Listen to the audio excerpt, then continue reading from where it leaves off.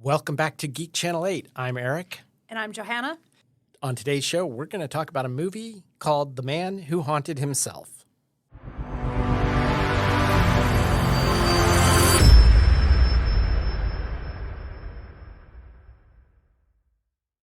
I finally finished the audiobook version of the sequel to Ready Player One, which, as you can guess, is called Ready Player Two.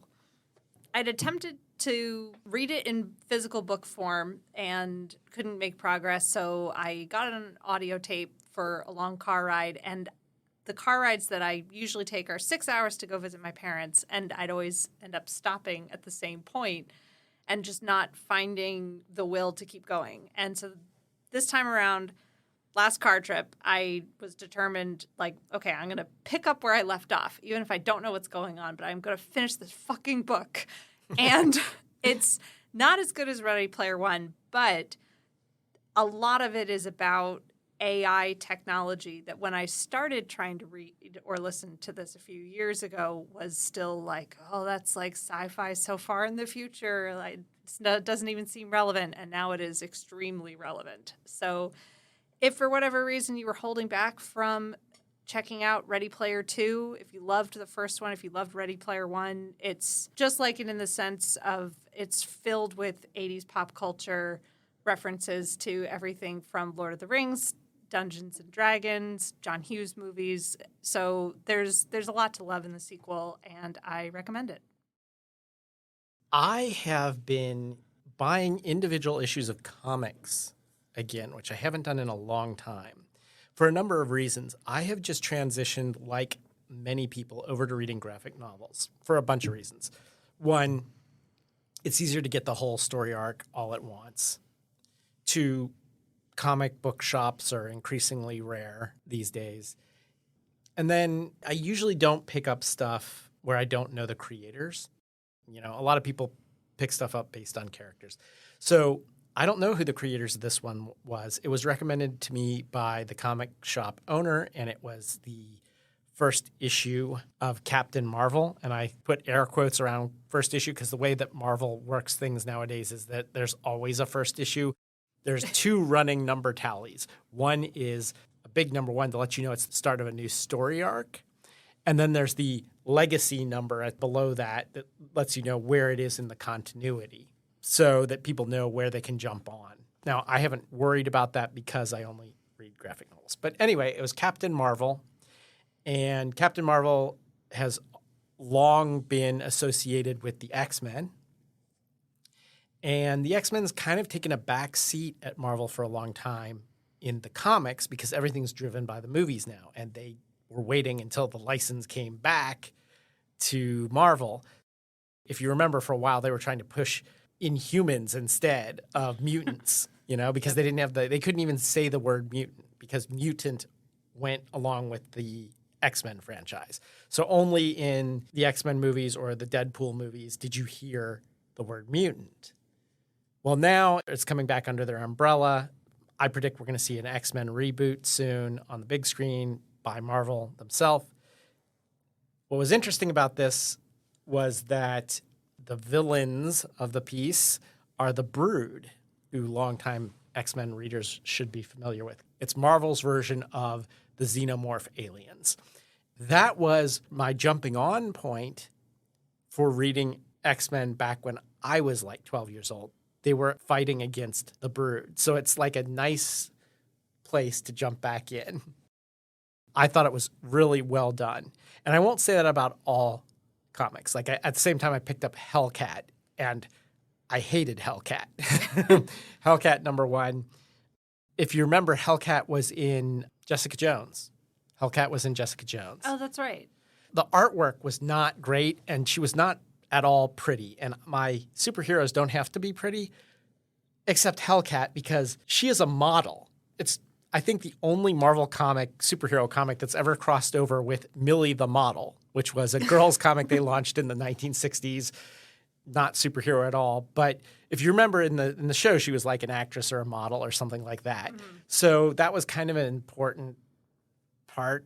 Also, it got way into supernatural elements that I just don't – I like my I like Hellcat as a street level hero. Like she was in Jessica Jones, like a martial artist. She's always been a B-lister, but she's always been kind of a favorite of mine. So I was disappointed. So thumbs down on Hellcat, thumbs up on Captain Marvel. Nice. Okay. Now that we went into a long, twisted thing on current Marvel comics, let's get into what we're talking about today. We have been watching a 60s TV show, The Saint, starring Roger Moore. That concluded in 1969 after episode 6. The movie we're talking about today, The Man Who Haunted Himself, came out in 1970. So I'd like to cover a little bit about what went on in between. February 9th, 1969, the final episode of The Saint airs.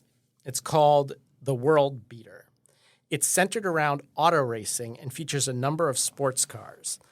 The pre-opening credits scene has Roger Moore as Simon Templar test driving a Marcos 1600 GT, which has been sabotaged, and he gets into an auto accident, and that's the start of that episode, the final episode of The Saint. March 12th, Paul McCartney married Linda Eastman, and shortly thereafter, John Lennon and Yoko Ono are married at Gibraltar. April 24th, the British Leyland Motor Corporation introduces the Austin Maxi, Britain's first production hatchback car. May 2nd, the ocean liner Queen Elizabeth II begins her maiden voyage from Southampton to New York City. The ship employs a breakthrough in marine technology. It's the first private use of satellite global positioning system. July 1st, John Lennon, Yoko Ono, and family get into an auto accident in Scotland after crashing the Apple Records staff car, a British Leyland Austin Maxi. That's just a few little things. Now, I don't know when The Man Who Haunted Himself premiered. I assume it had a London premiere date. I've seen online the date February 18th of 1970, but I've also seen Birmingham listed as the premiere in July 18th of 1970. So I'm going to turn it over to you and find out what went on with this and when did it actually come out. So I suspect the July 18th date is the correct one, only because the film was very cheap to make. Apparently, they had a £200,000 budget, which is practically nothing. A lot of the actors decided to forego their, heftier salaries. They really believed in the project, and so they were willing to make the film on a budget. But then the PR department played that up a little bit too much. They're like, this film costs practically nothing.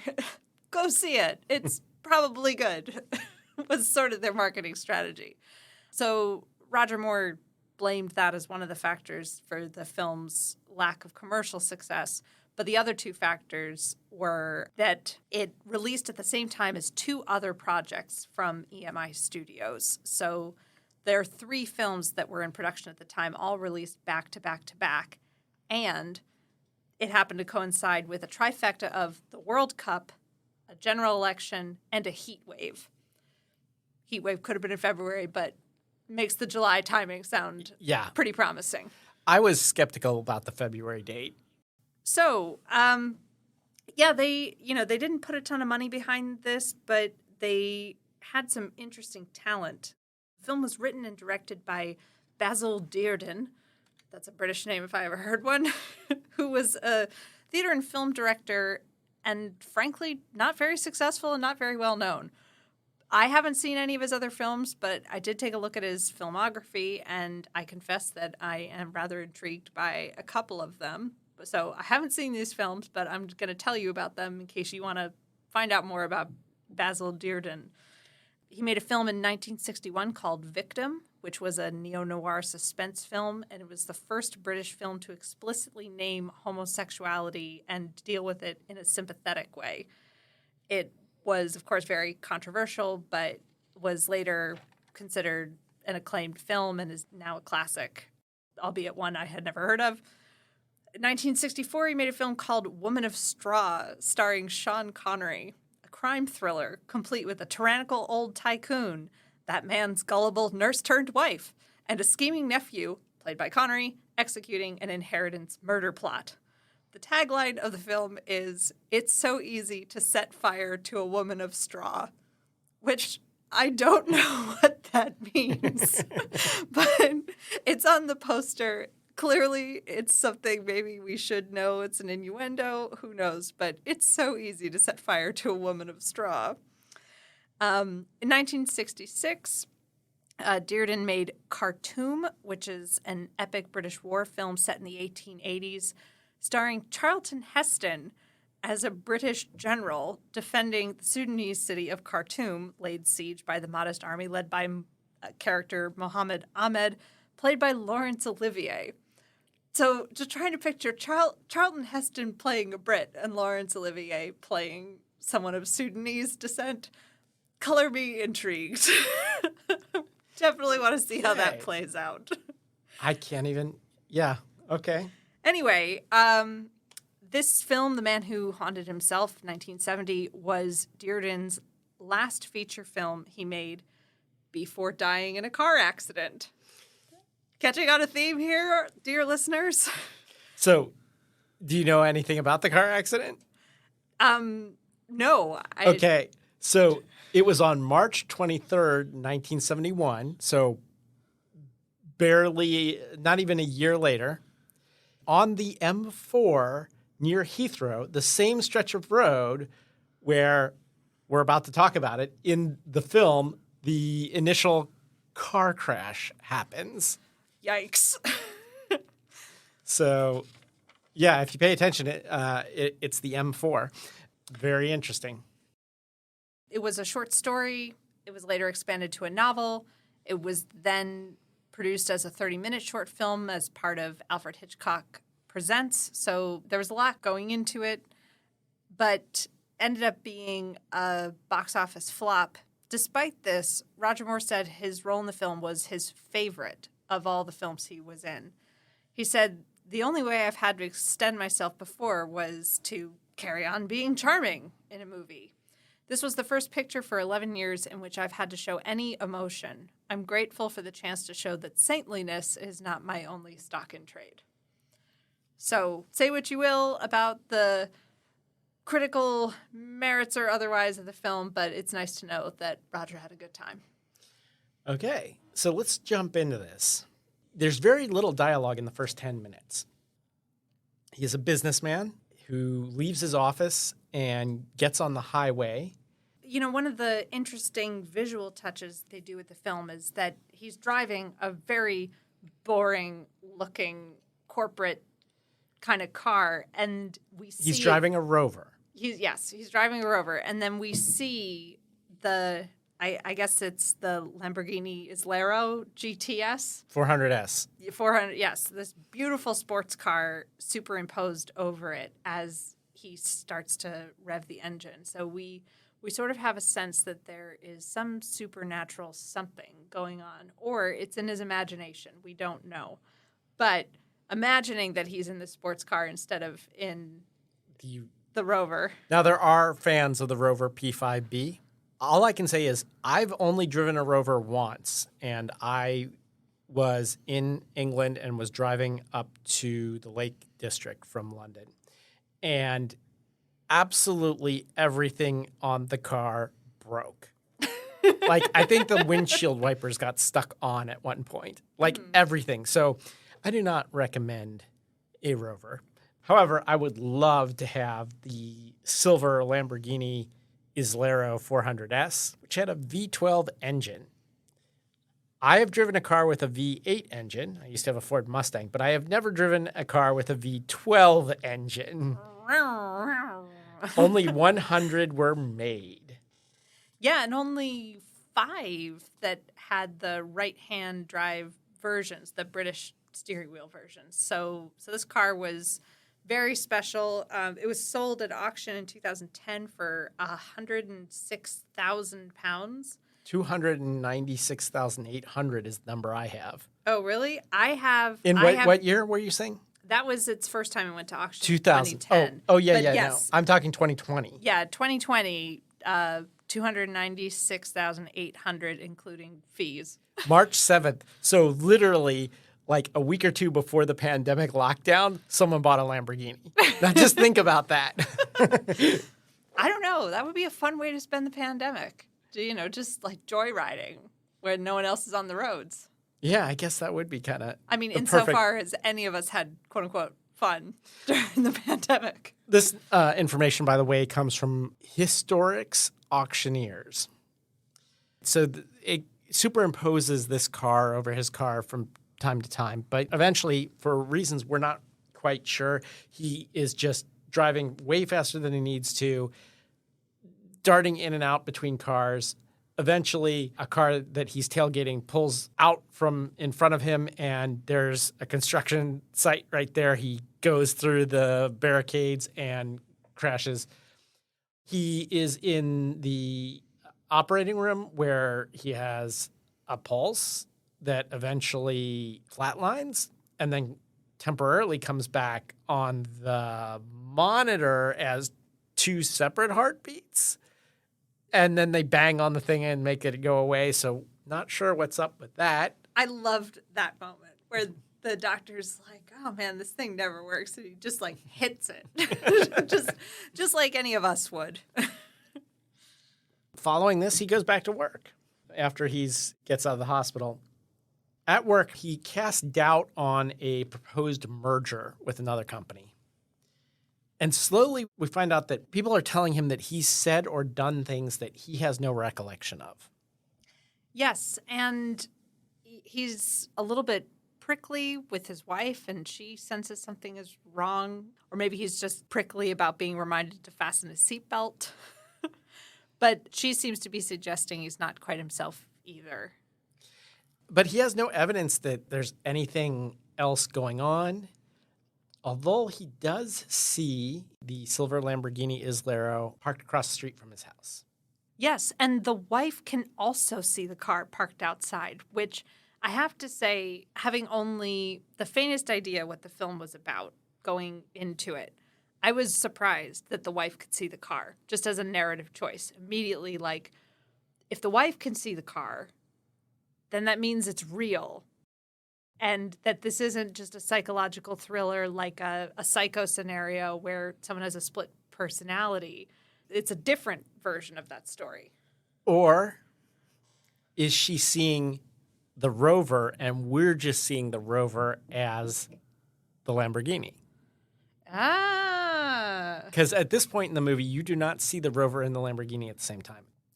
I thought that the silver car is parked on the street and that the Rover would have been parked on their... He usually parks the Rover on their side of the street and we're seeing it on the other side. But that's an interesting theory. Well, we know that they're not the same car later on. But I don't know about parking. The parking always screws me up because of the opposite side of the street. Road. Yeah. Every time we see the car, we see the driver snaps a match, which is a personal habit that Mr. Pelham, the character that Roger Moore plays, has. So he's at least got this same habit. It's shortly after this that they have this wonderfully, very frank conversation in the bedroom about why they, as a married couple, don't have sex anymore. It was real. I mean, just thinking of it as being in 1970, I can't remember another film where it has been talked about so baldly between a couple. And like they're saying, well, maybe it's that we're older and she wants to have another baby and he's overworked. And it just, the conversation just goes on and on. And I think this might be a British thing. It's really weird what they'll censor versus what the U.S. censors. Like in the U.S., any talk of sex would still have been completely unavoidable at this point. Yeah. On the podcast recently, we were talking about Quatermass films where there'll be a scene where someone's arm is half turned into a plant. Well, they can't show that. Like, so it's really strange. You know, and this isn't the only film from this period, the late 60s, early 70s in the UK, where sex is talked about frankly. I can't think of the name of another right now, but the talking about it they can do. There's other parts in this film that get a little more risque too. We'll talk about those in a moment. Yeah, I mean, The Graduate came out in 1967. So, I mean, like, this isn't, like, crazy, but it just seemed, compared to The Saint, just a couple years earlier where, they were really hesitant to show bodies. Like, it was pretty mild and buttoned up. Maybe it's the difference between television and film. I think it's just something that was going on in the culture. Remember, there's the free love and everything going on right now. And so it like just invaded cinema at this point on both sides of the Atlantic. And that's part of what Austin Powers is like, spoofing, It's a good point. Okay, so back to this. Pelham, when he gets to work, there's this discussion about a possible leak of this R&D project. They're in marine technology is what the company does. And there's a line here where they're discussing this where Pelham says, Come on, Charles, espionage isn't all James Bond and Her Majesty's Secret Service. Industry goes in for it too, Did you catch that? No, well, I didn't write it down, but now that you mention it, yeah, it's a great line.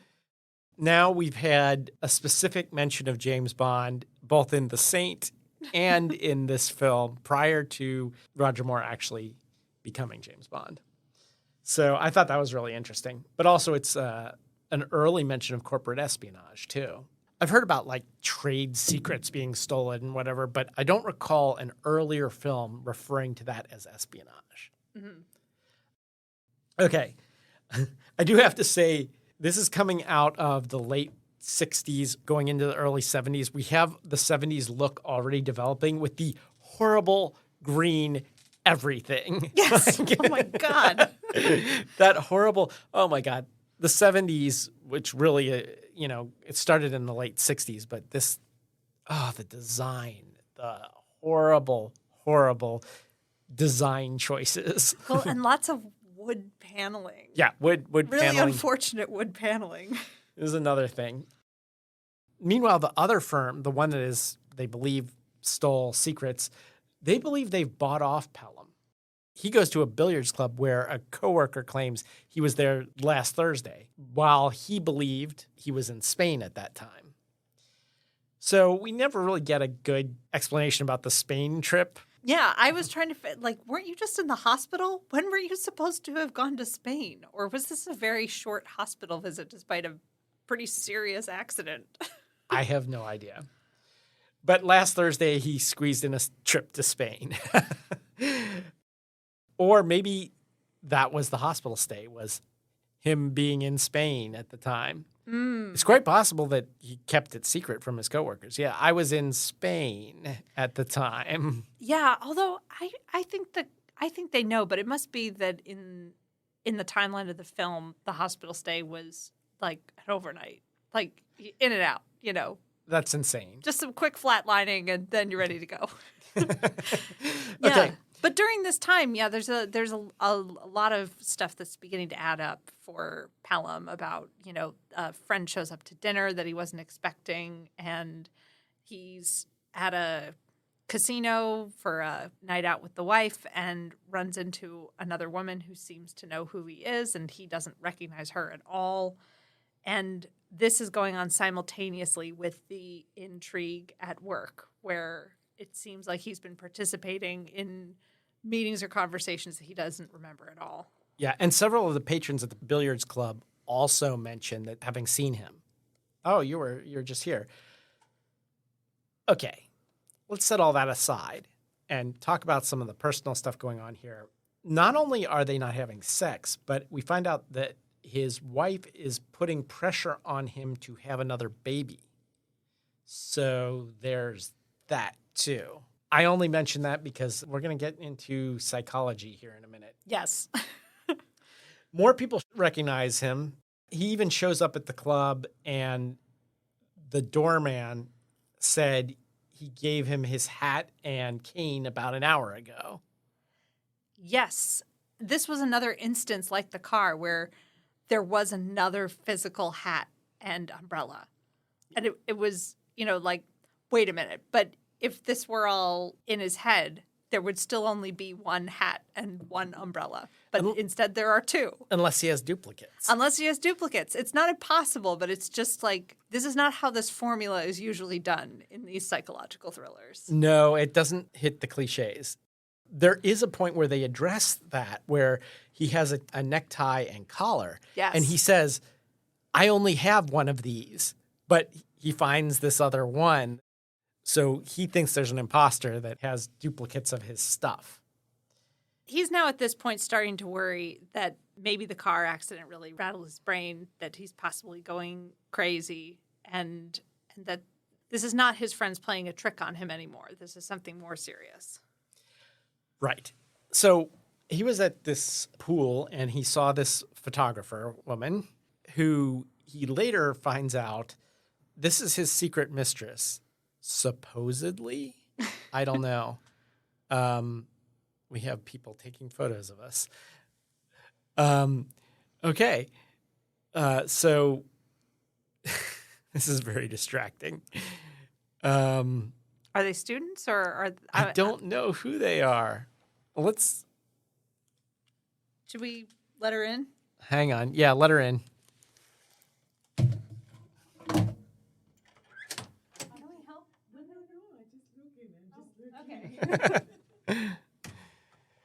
Okay, so we're recording in a studio, which is something we don't normally do on this podcast. This podcast started in the era of the lockdown, so we were all on Zoom, and now we're actually in person, which means people can actually show up. Not that we didn't get interrupted occasionally before, like going all the way back to the very early days. I remember people's kids and stuff like that would come in. Yeah, this is a whole new meaning to live guests, though. Okay. Back to where we are. He has this secret mistress. And then on the other side of things, on his work life, the board, they've eliminated all other possibilities. Either he's the one that's leaking these R&D secrets to the competition, or he's correct. There's some doppelganger out there that looks just like him. So his friend convinces him that he needs to see a psychiatrist. Who is exactly what you picture a psychiatrist in the 1970s to be.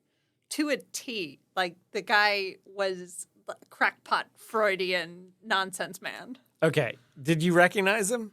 No, I didn't. Okay, so this is Freddie Jones, who played the psychiatrist, Dr. Harris, in this. We last saw him as Thuffer Hawat in the 1985 David Lynch Dune. Oh, my God! Yeah. Of course. The scene makes me dizzy. He is walking in circles around him, and the camera is following in circles, and he continues to spin him in circles. I have no idea why this was done. The camera's at an extremely low angle upward, and it's just, oh my God. They don't just do it. They do it around and around and around and around. Yeah, and I can't tell whether the intent of the scene is to convince you that Pelham might be crazy or to convince you he can't be crazy because the psychiatrist is the one who's crazy. Yeah, he reminded me a little of, speaking of David Lynch, he reminded me a little of Dr. Jacoby from the Twin Peaks. Yes. Is that kind of crazy character. After this dizzying scene, he goes back to the photographer's place because the psychiatrist has told him to indulge his repressed side. Yes. He tries everything, and he goes out dancing with his wife. They ride home in this convertible. Where did that come from? Yeah. Then they have sex. On the doctor's urging, he ditches the conventional collar he's been wearing and suit for a modern one. Again, the fashion is just a nightmare in the 70s. Yeah, like the beige, thin... salmon-colored tie. Oh, God. It's like salmon paisley. It's like so awful. Oh, man. So he does all this, and then he reads something at the office that he had typed up. It's called an ego, EGO, which I don't know what that stands for. But you think it is there as a psychology widget. yeah, but I'm guessing ego is actually stood for something in British business or whatever. I have no idea. It's an ego letter. It said that this other company's buyout had been accepted, and they had offered him a job as the managing director. He calls home, and someone that claims to be Pelham answers the phone. So now he finally knows exactly where that doppelganger is. Yes. And this is where we get into spoiler territory. Yeah. So pirates, be warned. But first, did you recognize the butler in his house? I don't think I did. So the butler, Luigi, is played by Kevork Malikian, who played Kazim in Indiana Jones and the Last Crusade, the leader of the Brotherhood of the Cruciform Sword. It's been a long time. So, yeah.